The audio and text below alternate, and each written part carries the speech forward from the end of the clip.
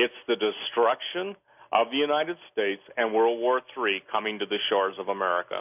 We went to a full elevated nuclear alert a couple weeks ago, and, you know, when the United States fired the missile with Israel, I mean, Russia went down into their protocols, and I'm told, I cannot prove this, but I'm told they went to autonomous fire command. You have to, somebody's got to order the first use of nuclear weapons, and nuclear protocols very sophisticated.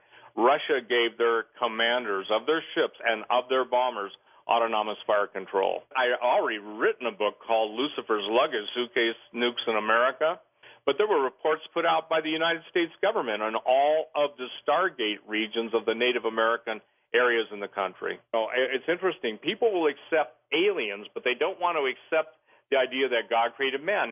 Couple verses, George, that launched me and everything I've been doing for 40 years. Now, here's the classic verse. This is what my entitled book, Genesis 6, is about. There were giants in the earth in those days, and also after that, when the sons of God came in unto the daughters of men, and they bare children to them, the same became the mighty men which are of old, men of renown.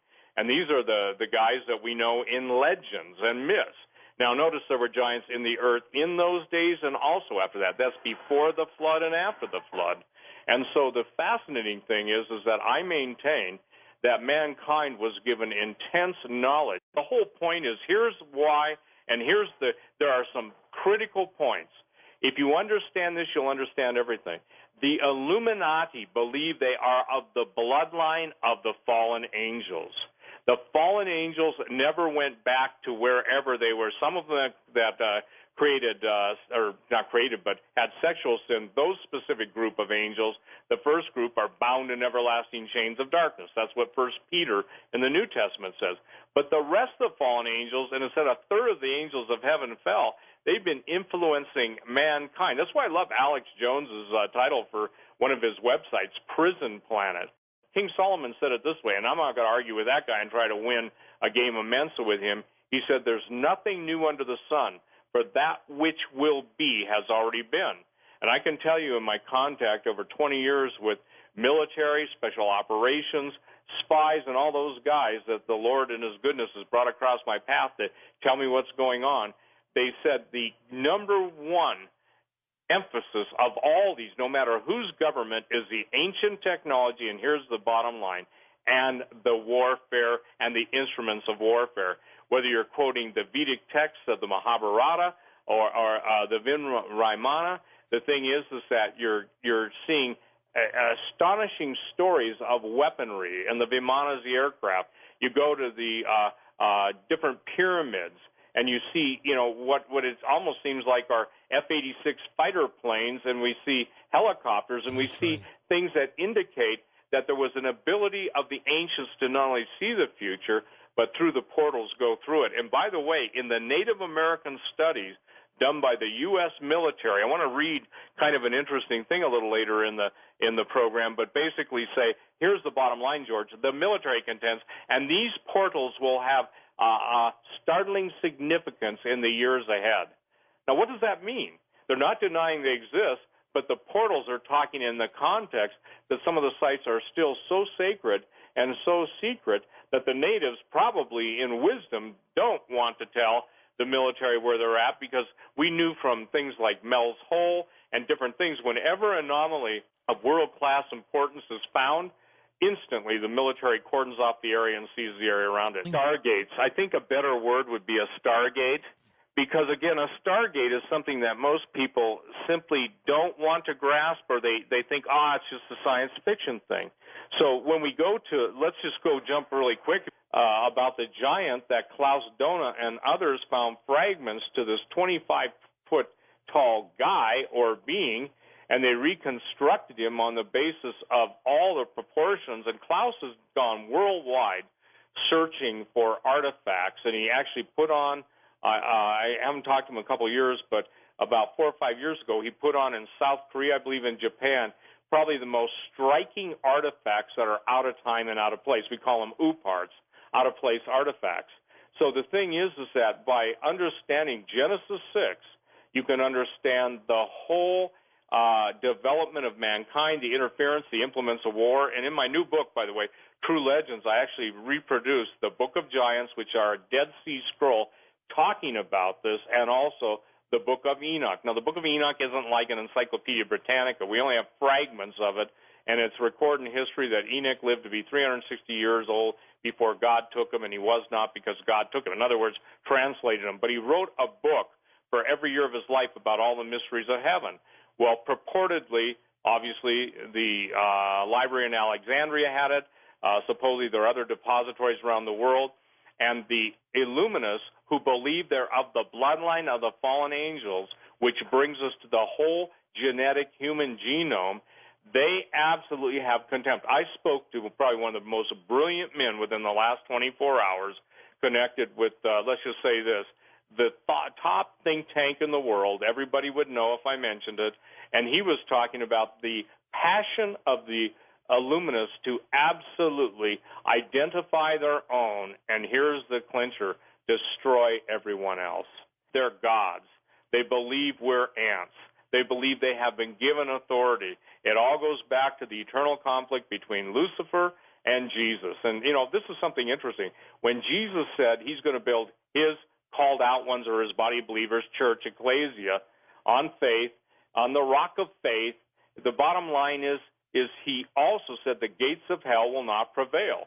I think Tom Horn should be given amazing kudos for when God opened that revelation to him. The gates of hell, what does a gate do? A gate either holds something back or allows something through. You usually don't have someone attacked with a killer gate, okay? But what comes through a gate, and a gate, again, just to make it clear, a gate is a portal or a stargate. The word star literally means angel in Hebrew, and the same thing in Greek, messengers. The Bible teaches that angels are ministering spirits sent forth to those who are heirs of salvation. So beyond what you and I see, we've got the whole alien phenomenon. And when I wrote my book, Aliens and Fallen Angels, the sexual corruption of the human race, it doesn't dawn on people that an advanced alien civilization probably doesn't have, and I've said this before on your show, doesn't have to stop off at planet Earth for a good time with Earth girls, okay? Makes sense. They would point to the relevancy of the Bible. It would point to Genesis 6. If that's true, they can't. They've always tried to fableize the Bible while controlling it. Understand, it points directly to the Bible. It points to spiritual conflict. It points to sin. It points to redemption. So the last thing the Illuminists or the Luciferians or the powers behind the scene want is to give God any glory. It's even so much so that they won't even name the name of Jesus. They call him the Nazarene. They call God the Demiurge. The point is that it's like the second Psalm says, we will not have this man rule over us. So we've got the conflict of the book of Revelation. We've got this colossal and celestial battle going on, and the plan. I think Tom Horn gave the greatest example. And you know that, what was it, at least a dozen Vatican astronomers are talking about the coming one, the alien God coming to save humanity, and with leather wings. It's a wild story, but here's what people don't understand. When Malachi Martin, and I will make this statement, I think within 2 days after he died, was murdered, the famous Art Bell interview with Malachi Martin, the books of him talking. It's interesting. People will accept aliens, but they won't accept God and angels. People accept the fact that there's devils and demons. Most of the world believes in that, but they won't accept the fact that God has a plan for redemption. So the genetic alteration, here's what it all boils down to. The fallen angels tried to destroy the seed of man, of Adam and Eve.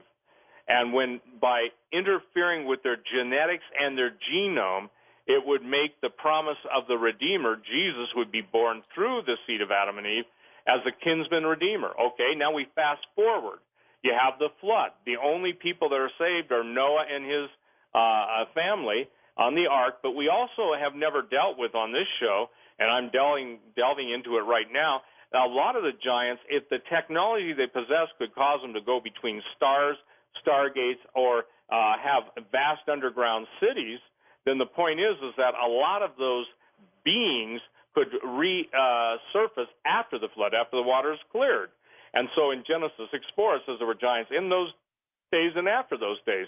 if you look at the amount in myths and legends, when you study Greek mythology, when you study Roman mythology, when you study any mythology, the underworld, especially in Mayan, Incan, and Aztec, holds such a sway over their belief system that somebody's always going into hell, Sheol, Hades, whatever they call it, because that's the place of the dead, and that's where they go to redeem their kinsmen. Gilgamesh, the Epic of Gilgamesh, the oldest known poetic narrative in the world. I remember doing your show back when the BBC carried the story that the tomb of Gilgamesh had been found in Iraq. Remember that? And listen, it's fascinating. I actually talked to the general that said they took the bones and DNA of Gilgamesh to keep it from falling into hands.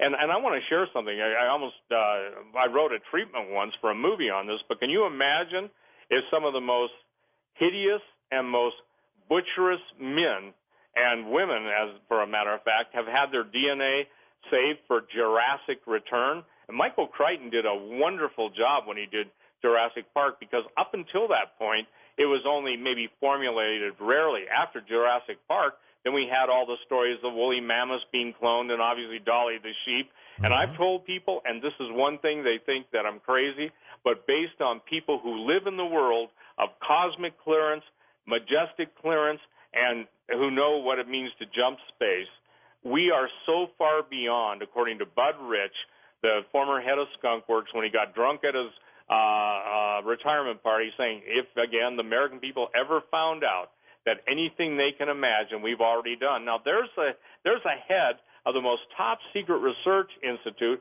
whether he's liquored up or not, making a pretty astonishing claim. And from this point forward, it's called angel tech, angel technology, the technology of fallen angels. So this is the whole point of my book. My books are always dealing that there's a central theme through history, that the Native Americans understood it, and not maybe to the fullest degree technologically, but they understood the spiritual realm. And now through the technology of CERN and all of the different HARP ionospheric heaters, the Norway spiral. Remember the Norway spiral? That was December 9, 2009, when Obama got the Nobel Peace Prize. So the point is that you've got so many coordinating celestial events. We've got the positions of stars, the late date, and I would say this, David Flynn and the masterful works he did. He was so far over everyone's head and ahead of his time that now people are only beginning to grasp what he was talking about in the books he wrote, Cydonia. And remember, George, the old days when Mars had no water and there was no life on Mars? And the moon had no water. Haven't things changed a bit? Number one, it's because it validates the Genesis account that there are such things as angels and fallen angels, and it validates that there has been an intrusion, and it totally discounts evolution, okay? It totally takes it away. It identifies God as so unique in creating Adam and Eve. And by the way, I believe that was 6,000 years ago, but for the record, there were beings on the earth prior to Adam and Eve. They were not bearing the image and likeness of God. They could have been angels. They could have been the great civilizations of the past. But the bottom line is they have to deny it. And when you control information, you can make people think whatever you want. And so what I've done in the years I've been writing is lay it all out. And I get, you don't know what you're talking about. You're crazy. Well, I can tell you this, and somebody took me to task. I literally counted the footnotes in my books. And I tell people, if I will take the effort to put the footnotes in, you ought to take the effort to walk at least in the steps of some of the brightest minds, I'm talking about the guys I'm quoting, that have ever been, and their findings. And you know what, George? It boils down to this. People don't want to accept giants. They don't want to accept this whole thing about the sexual corruption of the human race because it upsets their paradigm. And guess what? Here's where we fast forward. They're coming back. And people say, oh, you're crazy. Well, if they can reanimate a woolly mammoth and a disembodied spirit is a demon, and you can get, and people are fascinated by demonic possession. The Bible tells a Christian you cast it out. About the gentleman that was coming from Guadalcanal with skeletons, and he ended up being blown up in Bali. Whether it was ancillary or he was a primary target, that's another story. And see, so the reason the truth has to be suppressed is because the truth paints such an amazing picture of not only the creative genius of the living God, but also the history of man. You've got the time period in which World War III must happen. That's why Syria is so serious,